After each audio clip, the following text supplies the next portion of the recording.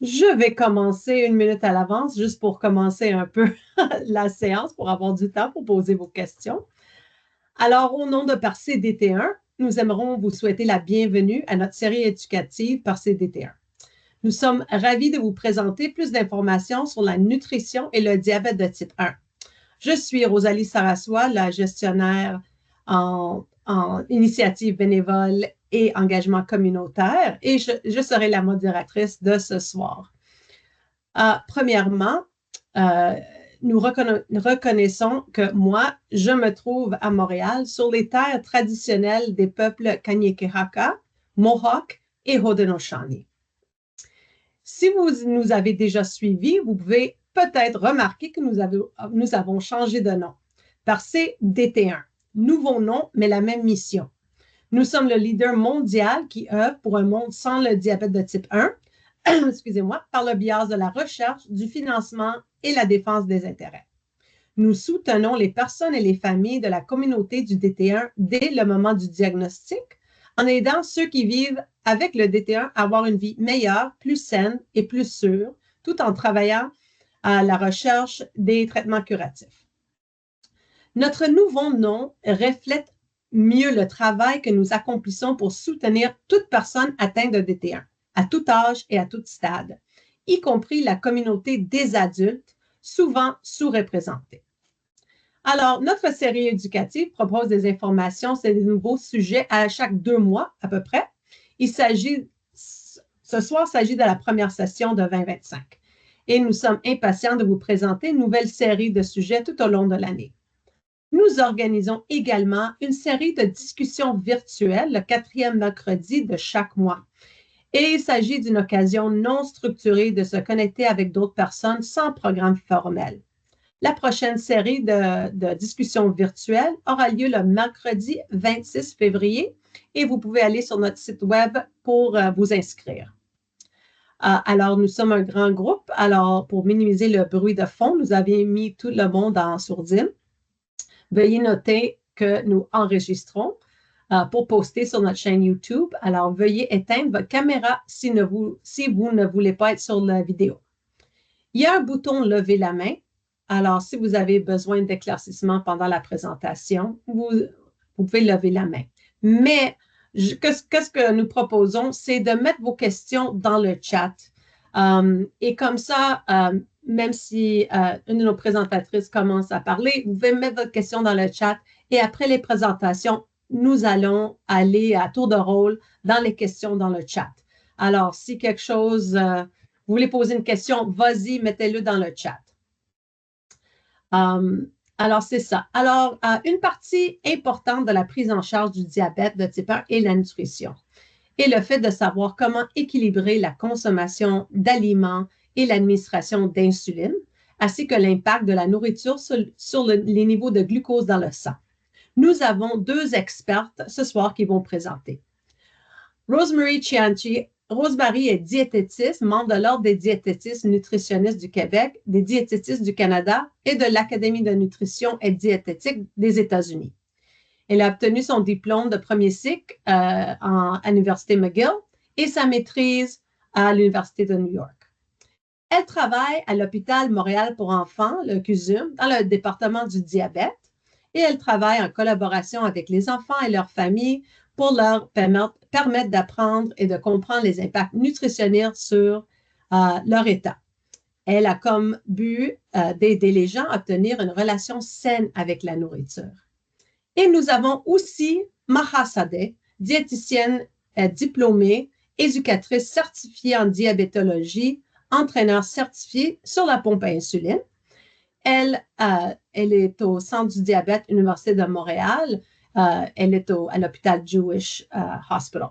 Elle est diététiste professionnelle avec plus de 10 ans d'expérience en nutrition, dont plus de 7 ans en clinique de diabète dans les centres de santé de Québec et en Ontario. Alors, je vais accueillir Rosemary à prendre parole. Bienvenue, Rosemary. Je pense, malheureusement, par accident, j'ai enlevé mon partage d'écran. Peut-être. Je pense que ça vient de C'est revenir. parfait. Merci tout le monde. C'est parfait. Merci Rosalie pour cette introduction et merci à tout le monde d'être ici ce soir. C'est vraiment un plaisir de parler avec vous et vous donner plus d'informations. Et comme Rosalie a dit, je suis plutôt nutritionniste en pédiatrie, alors ma perspective est plus avec les enfants. Certainement, Maha va vous donner beaucoup plus de perspective aux adultes, mais je pense que beaucoup des informations sont similaires. Alors, ce soir, ma présentation va vous montrer des recommandations nutritionnelles pour le diabète de type 1, les principes de base en nutrition en général, c'est-à-dire les nutriments, les impacts de ces nutriments sur le taux de sucre et un peu de la technologie pour le calcul de glucides. Alors, Diabète Canada, c'est ce qui représente toutes les suggestions du diabète et l'organisme au Canada qui a toutes les recommandations. Qu'est-ce qu'il suggère pour l'alimentation avec le diabète de type 1? On va commencer avec cela. Et surtout avec une perspective pédiatrique, il suggère de suivre la même alimentation que ceux n'ayant pas le diabète. Qu'est-ce que ça veut dire? Ça veut dire de manger en santé pour tout le monde et d'inclure une variété alimentaire telle que recommandée par le Guide alimentaire canadien. Nous allons réviser le guide elle-même bientôt, mais en général, le but, ce n'est pas de nous restreindre à cause du diabète de type 1, mais de suivre des suggestions de manger en santé comme pour tout le monde au Canada, et j'aime dire pour les enfants, les adultes qui vivent avec le diabète de type 1 et qui ne vivent pas avec le diabète de type 1. Mais la plus grande différence, c'est que la suggestion, c'est de calculer les glucides ou estimer les glucides pour ajuster l'insuline au repas et aux collations pour augmenter la flexibilité alimentaire.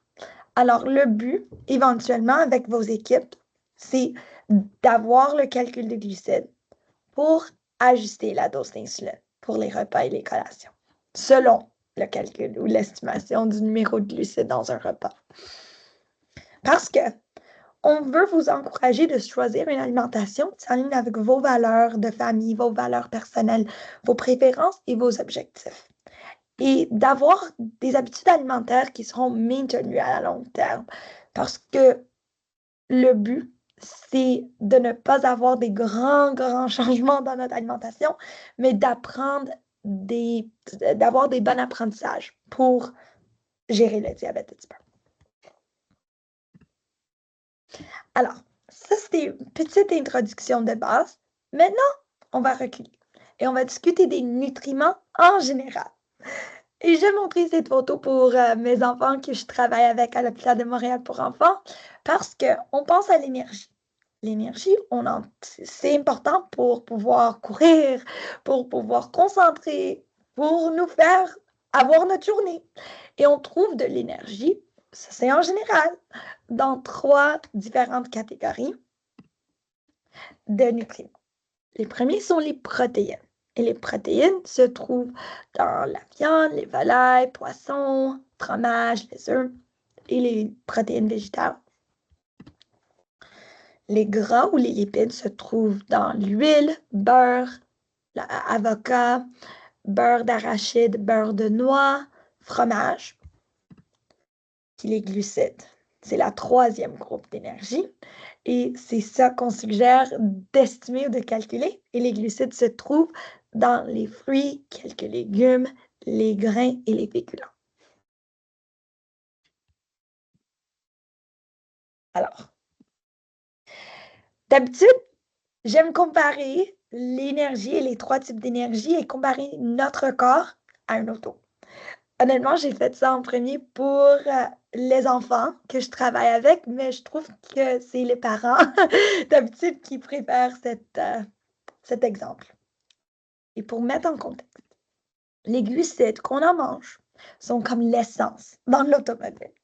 Dans l'auto, c'est la source majeure d'énergie et dans notre corps, c'est la même chose. Ça nous permet d'avoir assez d'énergie. Je l'appelle la meilleure amie de notre cerveau pour source d'énergie. Les protéines qu'on en mange, c'est comme la structure de l'auto. Dans l'auto, c'est surtout comme la roue, le moteur, la fenêtre. Et dans notre corps, c'est plutôt comme nos muscles, nos os. Ça permet, surtout pour les enfants, pour grandir bien, pour avoir assez de structure nous-mêmes aussi. Et la dernière groupe, ce sont les lipides. Et dans l'auto, c'est comme l'huile. On en a besoin la plus petite quantité de tous les trois, mais on en a besoin que pour tous, pour permettre à tout de rouler bien. Et c'est la même chose dans notre corps, ça permet à tous les systèmes de bien fonctionner. Pour rouler notre auto, on a besoin de nos clés. Et dans le corps, cette clé-là, c'est l'insuline. Et c'est pour ça, avec tout ce qu'on va discuter des stratégies nutritionnelles, oui, certainement, la nutrition, c'est une des plus importantes parties du diabète de type 1, mais c'est très, très important d'en donner de l'insuline telle que prescrit par votre professionnel de santé. Parce que l'insuline, ça nous permet à accéder à tous ces nutriments, comme avec l'auto, il faut avoir ce clé pour accéder à conduire. J'en parlais avant du guide alimentaire canadien. La voici. C'est ça qui est suggéré par le gouvernement du Canada de comment on suggère de manger. Et ça, c'est pour tout le monde, pour ceux qui vivent avec le diabète de type 1 et pour ceux qui ne vivent pas avec le diabète de type 1. Il suggère de manger des légumes et des fruits en abondance, de consommer des aliments protéinés et de choisir des aliments à grains entiers. Alors, si on pense aux glucides, et le but, c'est éventuellement de calculer ou estimer le glucide, il faut être capable de trouver les glucides dans notre assiette. Et où se trouvent les glucides dans l'assiette? C'est un peu partout. C'est dans tous les fruits, quelques légumes, comme par exemple pommes de terre, courges, petits pois, dans tous les grains entiers, les grains en général, et dans la catégorie protéinée, aussi les légumineuses, les pois chiches, les lentilles, les haricots rouges, et peut-être si c'est du yogourt, je pense que c'est du yogourt, ça contient aussi des glucides. Et c'est pour vous dire, être capable d'identifier les glucides, c'est où commencer pour le calcul de glucides. Et ça peut être un peu partout. On en a quelques différents exemples ici. Et on s'est dit, cette guide alimentaire canadien, c'est comme ça que le Canada suggère à tout le monde de manger, incluant ceux qui vivent avec le diabète de type 1, parce qu'on inclut plusieurs nutriments. Mais avec le diabète de type 1, on vous suggère d'ajouter des sources de fibres, de gras et des protéines à vos sources de glucides pour réduire ou ralentir la montée de la glycémie. Et c'est pour ça, ce guide-là, c'est pratique pour tout le monde, mais on en a encore plus de raisons qu'on le suggère avec le diabète de type 1 parce que ça aide avec la montée de la glycémie. Et ce graphique-là va vous montrer un peu plus. C'est les impacts glycémiques des nutriments dans le temps. Et ce graphique-là, c'est la glycémie avec le temps. Probablement, si vous portez un capteur de glycémie en continu ou si vous savez qu'est-ce que c'est ça qui va être représenté, la glycémie en fonction du temps. Alors, on voit ici ces trois nutriments, les glucides, les protéines et les gras. Je sais qu'on va prendre encore une étape plus loin dans la partie 2 de la présentation, mais juste pour vous montrer qu'on voit certainement les glucides ont la plus grande impact glycémique. Et on sait que les protéines encore moins, une petite partie est convertie en glucides, et les gras encore moins. Des fois, dans mon travail, des familles me demandent « Oh, si les glucides vont monter la glycémie autant que ça, peut-être que je devrais en limiter ou en manger zéro. » Et ce que je dis, c'est non. On voit sur le guide alimentaire canadien, c'est inclus les différentes sources de glucides et ça aide. Pour vous mettre en contexte avec l'insuline, l'effet de l'insuline, vous le savez probablement, l'insuline rapide. Ça commence en général à peu près 15 minutes après l'injection. Ça prend jusqu'à 1h30 à 2 heures à avoir son effet maximal, puis ça termine son effet jusqu'à 4 heures plus tard. Si on regarde, c'est ça la graphique de l'impact glycémique des glucides. Alors, c'est pour ça, donner de l'insuline en fonction des glucides, ça aide pour couvrir cet impact. Et aussi, on discutait de jumeler les glucides avec les protéines et les gras. Et on sait que ça pourrait aider à réduire la montée parce que si on pense à mélanger le graphique de bleu, mauve et l'autre couleur de vert, si on les mélange, on pourrait avoir une montée un peu plus lente et un peu plus prolongée pour avoir du temps à laisser l'insuline avoir un impact dans notre corps. Alors, cette courbe glycémique, ça varie selon la sorte de glucides, c'est-à-dire certainement deux différents types de glucides. Des sucres rapides, ça monte plus vite que d'autres types de glucides. Aussi la quantité de glucides, parce que si on pense à un très, très petit bol de riz, comparé à un très, très grand bol de riz, on sait que ça va avoir un impact différent. Et aussi la présence de protéines et des gras, comme on vient de discuter, ça impacte la courbe. Finalement, on a un impact individuel, c'est-à-dire chaque personne va avoir des réactions différentes par rapport à l'heure où on mange, l'effet des hormones, les autres hormones du corps, aussi l'activité physique et surtout, en pédiatrie, on discute ça très souvent, la croissance. Les périodes de croissance, ça fait changer les besoins d'insuline et l'impact glycémique que les nutriments ont. Même chose avec la puberté. Et juste les niveaux de stress aussi. On a plein de différents facteurs. Et c'est pas pour vous faire paniquer, mais c'est pour vous dire que on veut nous concentrer sur les sources majeures, ce qu'on peut changer. Maintenant, on a parlé souvent de calculer les glucides, être capable d'identifier les glucides. Et je sais souvent, une des ressources, la première ressource, c'est utiliser l'étiquette nutritionnelle à trouver le numéro de glucides. C'est très, très utile quand ça existe, mais pas tous les aliments contiennent une étiquette. C'est pour ça que des fois, j'utilise quelques applications pour aider aux familles de calculer les glucides. Premièrement, l'application ici, ça s'appelle Nutriments Canada. C'est 4 $ sur iPhone, 2 $ sur Android, mais c'est pas un frais mensuel. C'est comme un frais une fois. Vous l'achetez, vous l'avez comme un livre. Je vais vous montrer à quoi ça paraît. Et c'est pas moi qui l'ai créé, je reçois rien de l'argent. Mais c'est une bibliothèque de valeurs nutritives. On peut faire la recherche par aliment, choisir la portion. Puis ça nous crée une étiquette pour les aliments qui n'ont pas une étiquette. Et c'est ça que mes patients et les familles de mes patients trouvent assez pratique.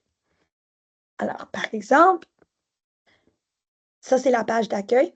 Je vous suggère de faire recherche, de taper l'aliment dont vous cherchez. Pour moi, c'est je veux manger une pomme. Pourtant, si je tape pomme, on a trop d'options. Pommes de terre, des différents types de cuisson de pommes de terre, tarte aux pommes, jus de pommes, compote de pommes. Alors, pomme crue, c'est la pomme. Je clique là-dessus. J'ai plein d'options pour format. Je vais manger une moyenne pomme. Je clique un fruit moyen. Ça me crée l'étiquette pour une pomme qui vient rarement avec une étiquette. Alors, ça, c'est une des options pour trouver les glucides dans un aliment qui ne contient pas, n'a pas d'étiquette. D'autres applications qui s'en viennent, ce sont ceux qui utilisent des photos et utilisent de l'intelligence artificielle pour identifier et calculer les glucides dans vos repas. Une option qui existe maintenant, c'est RX Food. C'est disponible maintenant pour les utilisateurs de Dexcom. Et ça pourrait être une option pour les autres qui n'utilisent pas Dexcom. Mais je sais que c'est inclus avec cela. Je sais que RX Food, on prend des photos de nos aliments, puis ça nous aide à calculer les glucides et ça nous donne un calcul de glucides avec. C'est tout pour moi pour l'instant. Je vais laisser On va continuer avec la partie 2 de notre présentation avec Maha. On peut attendre jusqu'à la fin pour les questions, juste pour vous dire, alors ça va, on va continuer avec Maha. Si personne a besoin de clarification, quelque chose. Non, il n'y a rien. Alors, on continue. Merci, Maha. Donc, moi, de mon côté, c'est un continuum de la présentation. Votre volume est trop bas. Mon volume est trop bas? Oui. Au maximum. OK. Si j'enlève mes écouteurs, est-ce que Là, vous ça va. m'entendez mieux? OK. Oui. C'est un risque qu'on prend, OK? Avec les bruits environnants. Donc, ce que je vais, moi, mon expérience, c'est avec les adultes. Donc, les exemples que je vais donner et la façon que j'aide mes patients, c'est vraiment, donc prenez-le pour les personnes adultes vivant avec le diabète de type 1. Je vais mentionner l'indice glycémique des repas et je vais aussi rapidement parler du calcul des glucides en adulte, quand est-ce qu'on le fait, dans quelle situation c'est important d'être précis ou pas. Donc, c'est ce qu'on va voir ensemble à travers la présentation. Donc, je suis sûre que à travers votre quotidien, vous avez déjà remarqué des réponses glycémiques après les repas qui sont différentes, alors que c'est la même quantité de glucides que vous mangez. Et c'est là où ce qu'on appelle l'indice glycémique du repas est important. Donc, Rosemary vous a montré les courbes selon la digestion des nutriments. Ici, je le complète un petit peu plus. Donc, je vous montre, par exemple, les sucres simples, c'est le jus. Vous voyez le pic d'action, il est en dedans de 30 minutes. Vous voyez qu'il est haut et rapide. Et en dedans d'une heure, il n'y a plus rien. Et c'est pour ça que le jus, c'est le traitement de l'hypoglycémie à cause de son efficacité et de la rapidité avec laquelle notre corps le digère. On a les sucres complexes, donc si on mange une patate toute seule ou si on mange, ma fille adore les ramen, là, c'est la mode maintenant. Donc, on mange des ramen toute seule, il n'y a pas de protéines, il n'y a pas de fibres. Regardez le pic d'action, il est où de la digestion de ces aliments-là versus le pic d'action de l'insuline, il est là. Je ne sais pas si vous voyez ma souris, mais vous voyez, c'est vraiment décalé. Donc, on a le temps de monter à 15 et 3 heures plus tard, on est en hypoglycémie à 3,9 parce qu'on a encore de l'insuline, mais on n'a plus de glucides du tout. Et ça, c'est l'exemple typique des smoothies et l'exemple typique des céréales. Donc, c'est vraiment catastrophique sur la glycémie. Et c'est là où on va regarder ensemble comment on peut bouger notre dose d'insuline, donc le moment de prendre l'insuline, pour que ce pic d'action-là, on le bouge et qu'il matche le pic d'action de la digestion des glucides. Et finalement, on a les protéines. Donc, les protéines, on a un impact, vous voyez, un pic d'action des protéines, mais qui est 6 à 8 heures plus tard. C'est juste qu'à cause de la quantité de protéines qu'on mange, si elle excède, on peut avoir une transformation d'une partie de ces protéines-là en glucides, mais l'impact va se faire beaucoup plus tard. Et je suis sûre que vous avez déjà eu l'expérience, vous mangez un steak le soir, tout va bien, la glycémie stable toute la soirée, et là, vous ne comprenez pas, vous faites un phénomène de l'aube le lendemain matin à 3 heures du matin, mais c'est parce qu'on a mangé des protéines. J'ai déjà eu des patients qui vont me dire, mais Mara, j'ai juste mangé du fromage, je mange des collations sans glucides, comme ça, je n'ai pas besoin de m'injecter. Je ne comprends pas, ça monte dans la nuit, mais c'est le fromage. Là. Il se transforme en glucides beaucoup plus tard dans la nuit. Et malheureusement, si on n'est pas sur une pompe automatisée, c'est très difficile de gérer ça. Finalement, on a les lipides. Les lipides n'ont pas un impact sur la glycémie, mais si on a une grosse quantité de lipides, ça va augmenter ce qu'on appelle la résistance à l'insuline, ce qui fait qu'une dose, je donne un exemple fictif, ça me prend 2 unités pour ma tranche de pain, mais si je rajoute des lipides à ça, ben, ça va prendre 3 unités ou 4 unités pour cette même tranche de pain à cause de l'amplification de la résistance à l'insuline provoquée par les gras. Et ça, c'est typique des restaurants. Donc, ça nous prend une dose un petit peu plus élevée pour le même repas si on le mange au resto versus si on le mange à la maison. Puis finalement, je reviens au repas équilibré. Donc, notre guide alimentaire canadien, c'est pas parce que c'est tatoué sur notre front qu'on doit manger des légumes et manger l'assiette équilibrée, mais c'est parce que la digestion de l'assiette équilibrée va mimer le pic d'action de notre insuline. Je vous montre ici une étude qui a montré, c'est vraiment très intéressant, qui montre pour la même quantité de riz, donc la quantité de glucides, elle est la même. Si on commence le repas avec le riz, la glycémie va monter beaucoup plus haut et beaucoup plus vite que si je commence le repas avec la protéine et ou avec les légumes. Donc, je recommande à mes patients qui ont des pics postprandiaux importants, donc des pics après les repas, de commencer avec une salade ou une soupe aux légumes et quelques bouchées de viande avant d'embarquer les féculents, donc le riz, les patates, les pâtes, pour permettre un pic d'action un petit peu moins élevé et ça va nécessiter moins d'insuline. Je rentre dans l'indice glycémique des féculents ou des glucides en général. Donc, je les utilise surtout si la méthode numéro 1, qui est la séquence alimentaire, n'est pas suffisante. On va aller aussi choisir des glucides à indice glycémique bas, donc aussi une digestion un petit peu plus lente, donc une montée de la glycémie qui n'est pas en pente vraiment ascendante. Et ça, c'est l'exemple. Donc, on va rentrer dans des exemples. Vous voyez, quand on mange de la pizza, donc on a l'effet pizza, mais ça s'applique aussi sur la lasagne, sur un repas qui contient des frites. Quel que soit ce repas, mais s'il contient des frites, on a ce modèle-là où le pic d'action de mon insuline, elle va arriver avant même mon pic d'action du repas.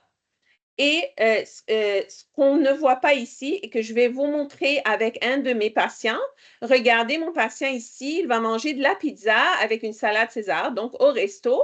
Vous voyez la glycémie qui descend 2 heures après. Donc, on a pris la dose vraiment avant de manger et c'est 3 heures, 4 heures plus tard que la glycémie remonte. Et regardez, toute la nuit, la glycémie est vers le haut. Donc, on a digéré la pizza pendant toute la nuit.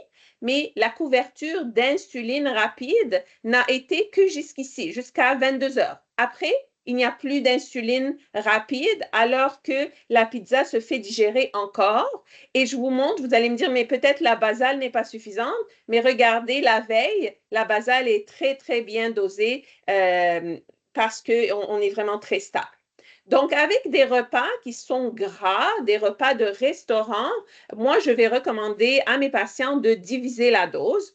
Pour les patients qui ont une pompe, qu'elle soit manuelle ou automatique, on a l'option d'utiliser les bolus étendus, donc de faire 50% avant, puis 50% de l'étaler de 2 à 4, 5 heures.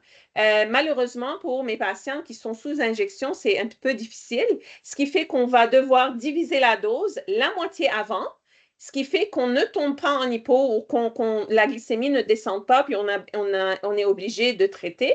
Et la deuxième dose sera donnée quand la glycémie commence à monter. Donc, des fois, ce n'est pas après le repas, ce n'est pas 1 heure après, ce n'est pas 2 heures après, c'est vraiment quand la glycémie commence à monter. Et des fois, c'est 4 heures après le repas. Là, on se redonne une autre dose d'insuline. Je vous dirais, ça dépend de votre niveau de confort à faire ça, mais comme vous le voyez, je vous dis, ça fait 20 ans que je fais ça, c'est répétitif, on le voit de façon vraiment quotidienne avec les restos, de la pizza, des frites, c'est ça que ça fait. Maintenant, on passe au smoothie ou aux céréales. Vous voyez le pic d'action, il arrive 1 heure plus tard, alors que le pic d'action de votre insuline, elle est 2 heures plus tard. Ce qui fait qu'à ce moment-là, on a des glycémies à 15, puis là, on fait un 3,9, un 3,8 avant le dîner.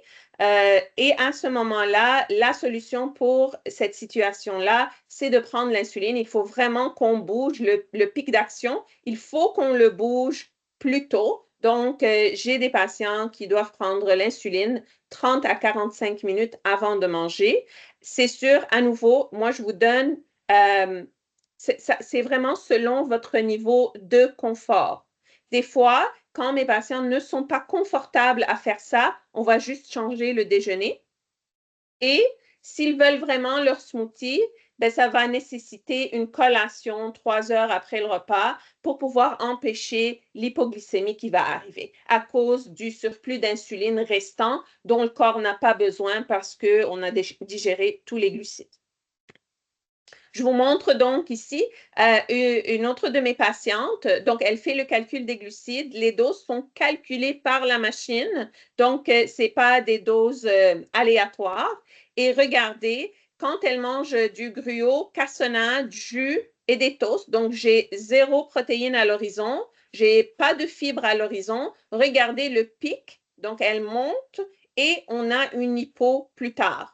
Alors que quand elle mange des toasts beurre d'arachide, même si on a un peu de sucre, donc du lait au chocolat et une demi-banane, le pic d'action, donc le pic postprandial après le repas, est beaucoup plus plat et on n'a pas d'hypoglycémie au prochain repas. Donc, regardez la même chose ici, on a du beurre d'arachide comme protéine et regardez, elle revient, elle se stabilise, alors qu'ici, elle a pris des céréales. Donc, vous voyez, ça monte, puis là, ça crash. Donc, je reviens à mon image. Ce qu'on va recommander, c'est si on a un indice glycémique élevé ou on n'a pas de protéines ou pas de fibres au repas, ça prend 30 à 40, on prend l'insuline 30 à 45 minutes avant de manger.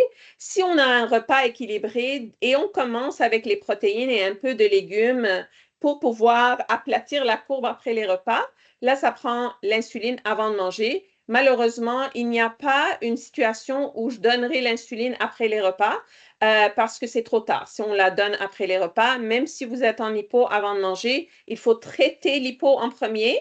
Je suis d'accord pour diminuer la dose si vous avez peur, mais il faut prendre l'insuline avant de manger.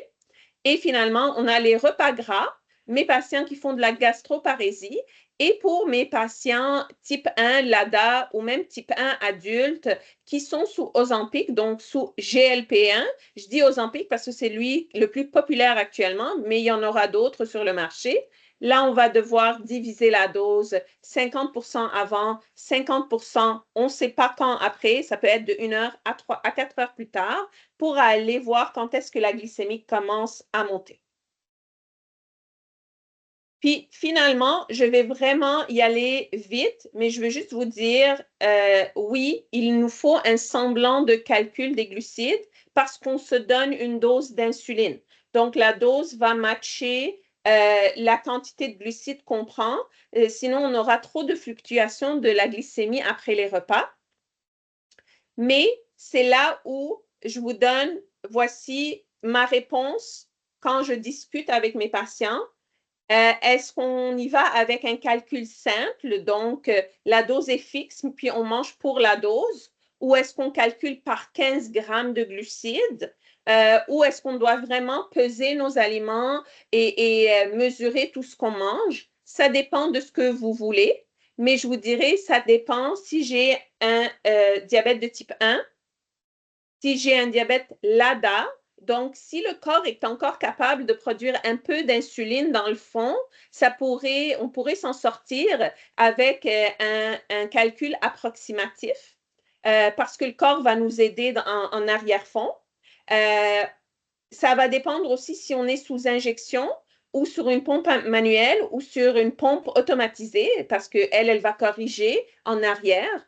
Et ça va aussi dépendre, est-ce que j'ai un ratio de 1 pour 15 ou j'ai un ratio de 1 pour 3? Parce que si on se trompe de 3 grammes de glucides, ça, c'est une unité d'insuline. Donc, c'est là où la discussion va être avec votre professionnel de la santé, donc avec votre nutritionniste, pour voir comment qu'on peut jouer avec le calcul des glucides et on peut s'en sortir honnêtement sans qu'on ait à trimballer la balance sous le bras et pour avoir avoir un peu de plaisir quand on mange et non faire 30 minutes de calcul avant chaque repas, puis ça nous enlève toute l'envie de manger. Donc, ça, c'est important de vous asseoir avec votre nutritionniste et voir avec elle vos options et vos possibilités. Voilà. Merci. Merci beaucoup, Maha. Merci beaucoup aussi, Rosemary. C'était très intéressant. Alors, je veux savoir si quelqu'un, on n'a pas vraiment de questions dans le chat pour le moment. Quelqu'un a demandé s'il y a des frais pour RX Foods. RX Food, moi, qu'est-ce que j'ai vu que, paraît que oui, peut-être, mais il faut avoir une invitation pour accéder. C'est ça que j'ai vu. Alors, vous pouvez aller sur le site web et demander un démo, il paraît. J'imagine qu'il y a un frais, à moins que vous êtes sur Dexcom, où ils ont un arrangement pour le moment. Mais ça a l'air intéressant, leur site web quand même. Mais Oui, ça dépend. C'est que la clinique doit avoir un compte. Et c'est la parfait. clinique qui invite les patients, donc, à pouvoir l'utiliser. Si la clinique n'a pas un compte, il n'y aura pas d'invitation. S'il n'y a pas d'invitation, il n'y a pas d'utilisation. Sauf si on utilise le Dexcom, là, ils peuvent avoir cette invitation-là parce qu'on va rentrer le code du Dexcom dans l'invitation, puis ça va se faire. Alors Sinon, voilà. d'autres applications existent et aussi s'en viennent bientôt Oui, c'est ça. par rapport à l'utilisation de l'intelligence artificielle. Oui. Je voulais vous donner le nom de celui que je connais le plus, mais je sais que d'autres s'en viennent, certainement. Absolument. Il y a beaucoup de, il y a beaucoup de personnes qui veulent, bien sûr, comme tout le monde ici, ils veulent avoir moins de travail pour calculer le glucide et prendre photo de leur assiette. Oui, Ça va aider beaucoup. Euh, c'est très pratique. alors, Marie-Ève demande si le calcul glycémique est différent avec la pompe Medtronic 780. Je peux répondre du côté adulte. Vas-y. Donc, quand j'ai des pompes automatisées, je ne suis pas très. On n'a pas besoin d'être vraiment. Parce que la pompe va corriger. Donc, non, je ne suis pas très assidue, on va dire ça comme ça, là, dans le calcul des glucides. Maintenant, c'est sûr que si on mange 100 grammes de glucides et on rentre 15, la pompe, il y a une limite à ce que la pompe peut faire. Donc, mais si on se trompe entre 15 et 20 grammes, 25 grammes, ça ne devrait pas, dépendamment bien sûr du ratio, ça ne devrait pas causer un pic postprandial trop important. Et aussi, de mon côté, c'est la même chose que Maha a dit. Je dis souvent, c'est mieux de sous-estimer un peu au lieu de surestimer avec ces pompes automatisées. Et c'est vraiment les suggestions pour toutes les pompes automatisées, c'est très similaire. Même si les technologies sont différentes, ce que je suggère aux patients, c'est assez similaire. Mais avec la 780, c'est extrêmement important de bolusser avant de manger. Et Oui. avec les autres pompes aussi, mais on ne veut pas que l'algorithme vous donne plus de basal et plus de corrections et qu'il pense la semaine d'après que vous avez besoin de plus de basal et de plus de corrections, alors que c'est un repas. Donc, c'est vraiment très important de bolusser avant de manger. Même si vous ne savez pas combien vous voulez bolusser, il faut vraiment bolusser avant. Et quand vous prenez des collations, toujours avec la 780, c'est important de dire à la pompe que vous avez mangé. Exactement. Et de le dire avec moins de précision, mais Oui, avec le numéro, mais plus avec le oui, temps. Et même oui. si quand on arrive à un certain point après avoir mangé et on n'a pas dossé, puisque la pompe a déjà donné plusieurs corrections, après un certain point, c'est individuel. Des fois, c'est 30 minutes, 45 minutes, 1 heure. Mais après un certain point, je vous suggère de parler avec votre endocrinologue ou nutritionniste, c'est mieux de ne pas doser parce que la pompe a déjà donné Oui, beaucoup d'insuline. oui. Alors, si je pourrais ajouter. Super. Sophie demande est-ce qu'il existe une appli où on peut entrer les ingrédients d'une recette et on dit combien de portions la recette fait si ça nous donne des glucides. Non, celle qui existait n'existe plus. De diabète, de Dietitians of Canada. Elle OK. n'existe plus.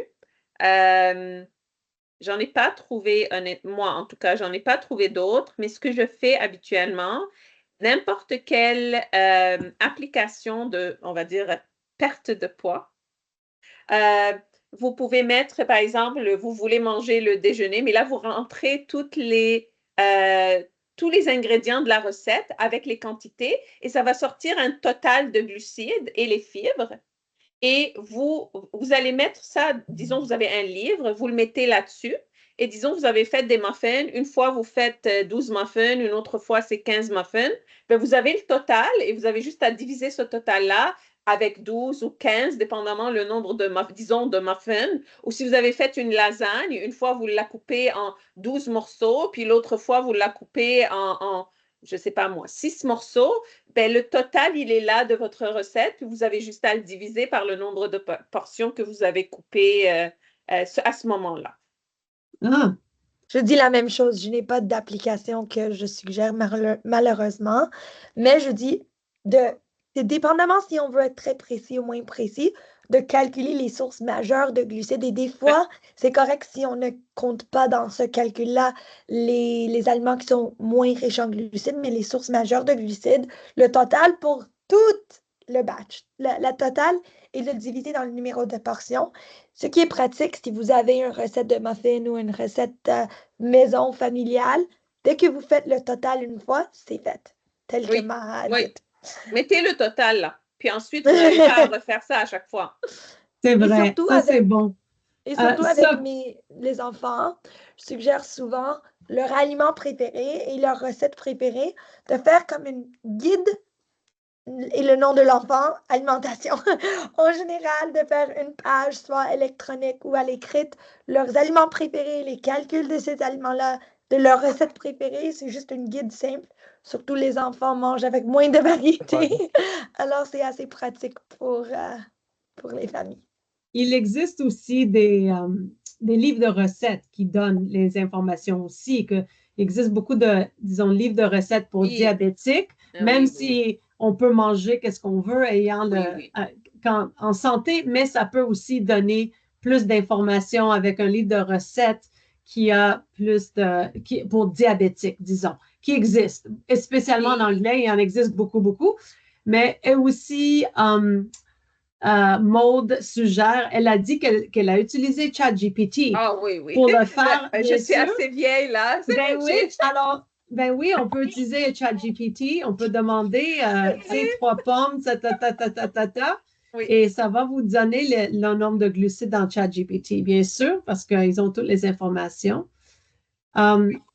Et les sites web, juste pour continuer avec le numéro de glucides déjà calculé dans des livres de recettes, plusieurs sites web ont déjà des recettes avec le calcul nutritif. Puis des magazines aussi, là, les magazines qui ont, que ce soit pour les patients vivant avec le diabète ou pas. Il y en a plein qui viennent avec l'étiquette qui est déjà faite, là, combien de glucides, de fibres et tout, là.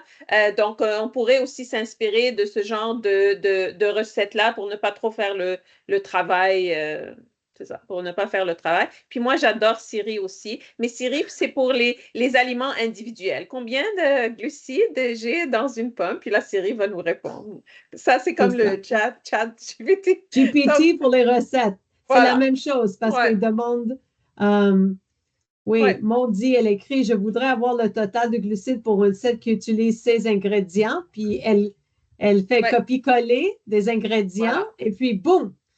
Alors, exactement ça fonctionne très bien. Pourquoi utiliser pas les outils qu'on a? Je suis très d'accord. Qu'on a là. Alors, ça aide beaucoup. Comme vous avez dit, pas amener votre à tous les bras. Je le dis souvent à mes patients ou aux familles, je ne veux pas vous voir avec votre balance et tous vos documents au resto. Non! Non, on peut le faire. Oui, spécialement avec maintenant, si les gens choisissent d'utiliser plus de technologie, ça peut leur donner un peu plus de liberté de comment ils font les calculs. Alors ça, c'est le choix personnel de chacun et de leur professionnel de la santé, comment ils veulent aller avec la technologie, oui ou non, etc. Alors, il y a pas d'autres. Est-ce qu'il y a d'autres questions avant qu'on va clôturer la soirée? Tout le monde va recevoir demain un lien avec le vidéo pour aujourd'hui. Quelqu'un a demandé à l'avance on pouvait, si on pouvait partager le PowerPoint. Je ne sais pas si vous êtes d'accord, Rosemary Omaha. Moi, j'ai pas de problème. Je vous l'enverrai mais en PDF. Oui, absolument. C'est le seul moyen qu'on peut l'avoir. On peut le faire en PDF. Alors, Parfait. on va voir si on peut le mettre sur pour demain. Mais c'est beaucoup de photos, mais quand même, tout le monde va recevoir la vidéo. Et juste pour vous faire savoir, le site web de l'Hôpital de Montréal pour enfants de nutrition, le site web Nutrition Diabète, c'est dans le département de diabète. Ça contient plusieurs de ces diapos, d'autres documents. Surtout, c'est le côté pédiatrique, mais on a des ressources peut-être qui pourront vous en servir. Et c'est libre à accéder pour tout le monde, même si c'est créé par nous. Absolument, absolument. Et je sais que vous avez aussi utilisé des projets, du projet Better. Oui. Que les gens, Oui. s'ils veulent aller, le projet Better, je suggère à tout le monde alors, je vais le mettre aussi dans le chat. Et aussi, vous pouvez accéder à tout ce qu'ils ont. Si vous enregistrez leur registre, alors qui est incroyable, alors, et aussi, alors, je vais le mettre dans le chat. Et aussi, bien sûr, notre site web, on a un peu d'informations et aussi les sites web des hôpitaux, les sites web de Diabète Canada aussi, Diabète Québec aussi, bien sûr. Alors, et aussi utiliser les technologies si vous voulez. ça peut vous aider. Alors, il n'y a pas d'autres questions. Alors, on va laisser ça là. Alors, vraiment, je veux dire un gros merci à Mahad et à Rosemary pour votre expertise et le partage de votre temps ce soir. À Percé DT1, on apprécie beaucoup qu'est-ce que vous faites pour la communauté du DT1. Vraiment, c'est très apprécié.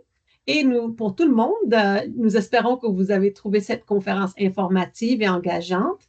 Et vous allez recevoir demain, comme je dis, un courriel avec plus d'informations et avec le lien pour la vidéo. Alors, un gros merci à tout le monde ce soir et on espère vous voir la prochaine fois. Bye bye. Bonne soirée. Bonne soirée. Bye.